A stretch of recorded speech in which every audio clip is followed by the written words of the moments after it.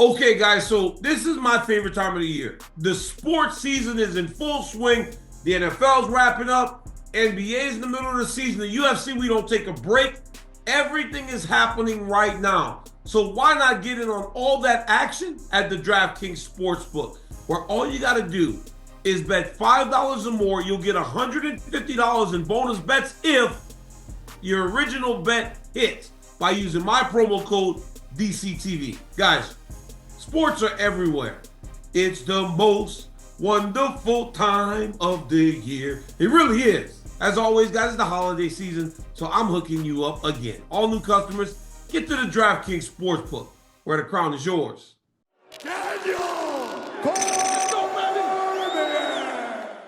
What's up, guys? Can you believe it's 2025? It is actually 2025.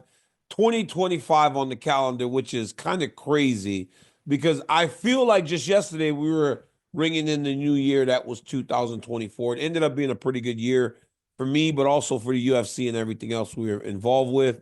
It was a huge year for the channel, and I appreciate you guys. But it's on to the new year. And in the new year, you know, at the end of the year, I thought that I would enjoy time off, and I thought that I would enjoy things slowing down. But it felt kind of boring. Like, how did the news just all of a sudden stop? Because the UFC wasn't having fights. It was kind of odd that that it was like that. And I remember back in the day, Ryzen and there was another organization that King Mo used to fight in. I can't remember what it was called. Maybe Sengoku or something. They would do these fights on January 1st, and I kind of found myself looking forward to that, and it didn't happen this year. So it was a little odd for me how slow everything has been.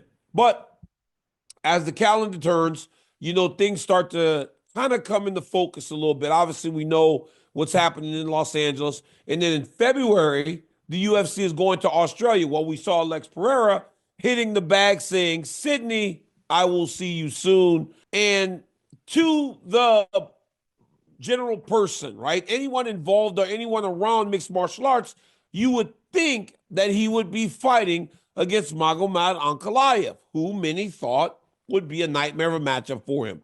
But if I'm being honest with you, if you watch the last fight between Rakic and Ankalaev, granted, I thought Rakic fought better, which made it a tougher fight for Ankalaev. It's hard not to think that Alex Pereira would find the same kind of success that he's been finding against everyone else. The general idea was that if he fought Ankalaev, Ankalaev would just try to take him down and hold him down. Ankalaev promises to knock him out. You know, a lot of times fighters will say things to make people buy in, to make people go, I want to watch that. I want to see him do that. I want to see him test himself against Alex Pereira in that way. We saw in his fight against Rakic, he did just that. No takedowns. But people are misunderstanding a little bit. Like, Ankalaev is not this high-level great wrestler. He's the best wrestler in the light heavyweight division right now, but he doesn't have all the accolades that come with what used to be considered a great wrestler in this division. With all that being said, that if you're going to fight Ankalaev right now as Pereira, you think it should be now. If Ankalaev showed that he is willing to stand with Pereira, you would think that that would be now. But Pereira tweets, I just received confirmation that it won't be Ankalaev. So who, right? Who would he fight if it's not Ankalaev? He has beaten Yuri Prochazka twice. Jamal Hill is fighting Yuri Prochazka now.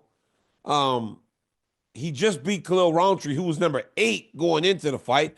That shows you what he has done to the light heavyweight division. Granted, he has not cleared it out yet because he hasn't beaten everybody. But the guys that he's beaten, and in the way that he's beaten them, he has eliminated them from the top of the division at this moment.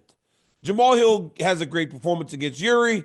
He could earn a title fight again. So already, Pereira may be finding himself running into rematches if he doesn't fight Ankalaev, when reality tells him that right now is the best time to do so.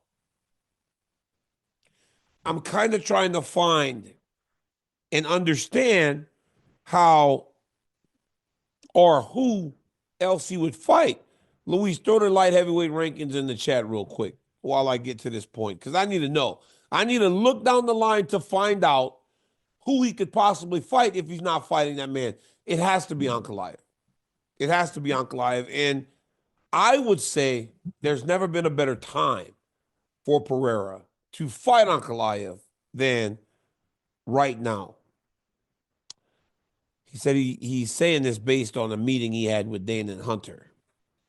I don't find Pereira to be a liar either. That's why I'm concerned that this dude Ankalaev is not going to get a championship opportunity.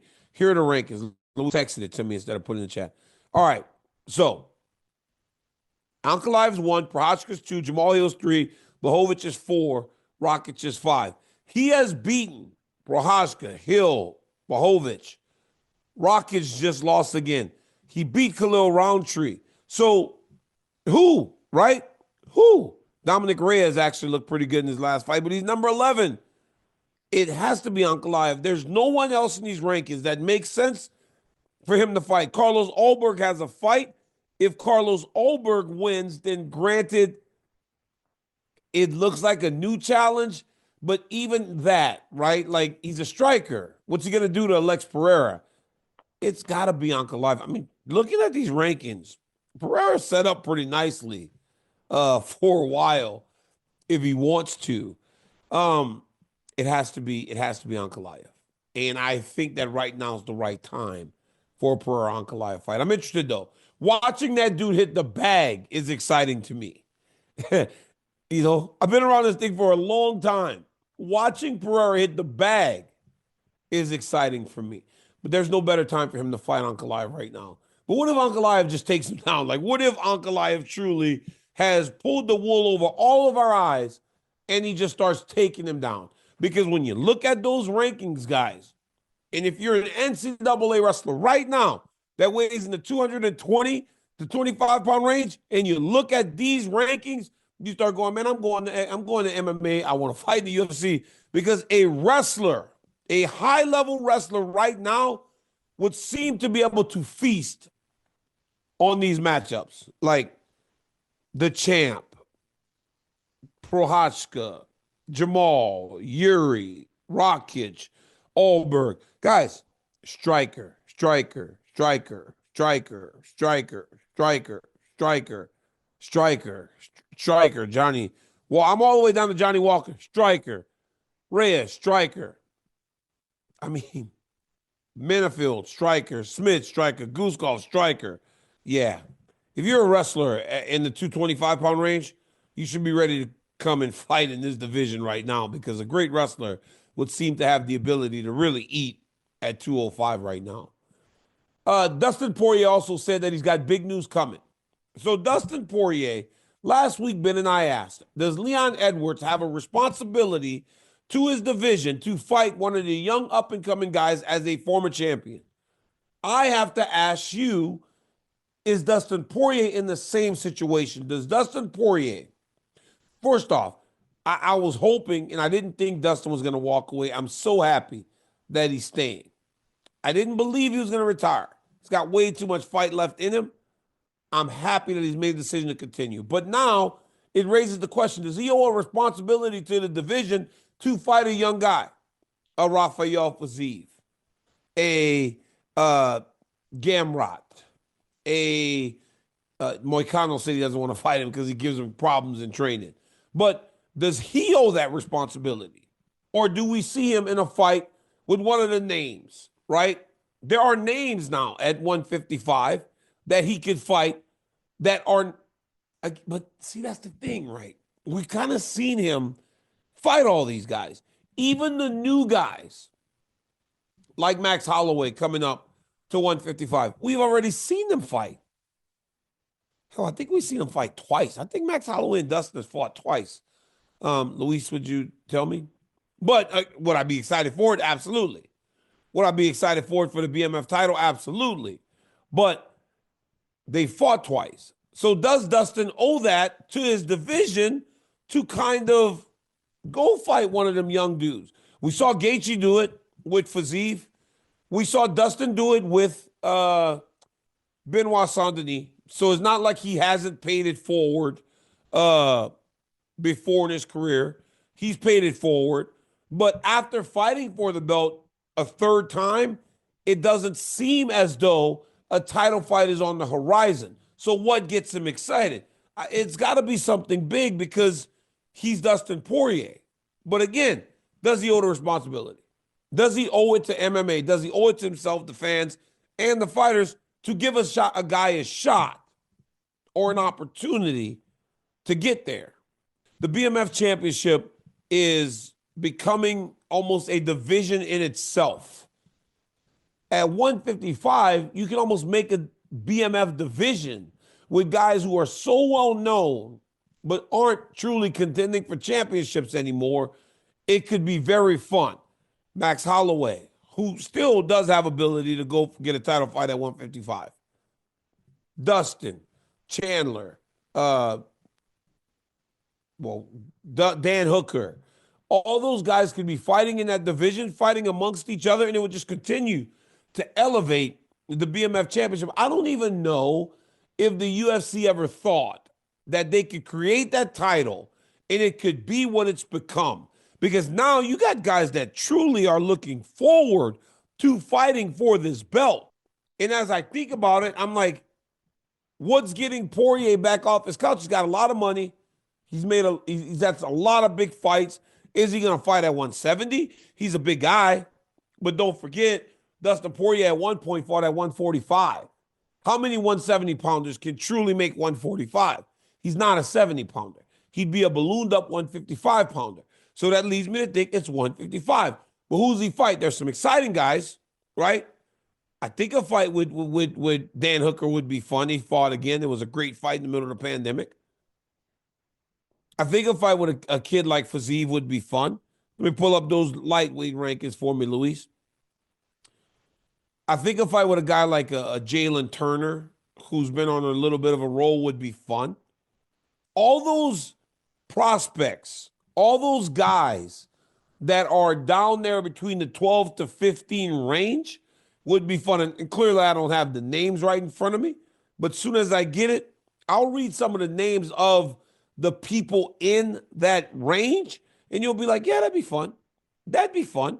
But again, does he owe that responsibility? And if he does, or if we feel he does it really matter to him? And does he feel like he's owed that? Because again, he didn't get that. Dustin didn't get that.